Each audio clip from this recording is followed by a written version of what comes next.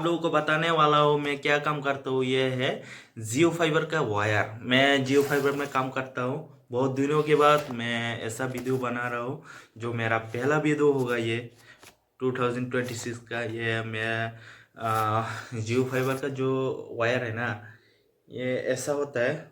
मैं आप लोगों को दिखाता हूँ जियो फाइबर का जो वायर से आप लोगों को कनेक्शन कैसे देता है, वो कनेक्टर कैसे बनाता है। अब मैं आप लोगों को पूरा प्रोसेस में फुल्ली वीडियो बना के आप लोगों को दिखाऊंगा। है ये है कटर, उसको कटने के लिए कटर ले चुका हूँ मैं।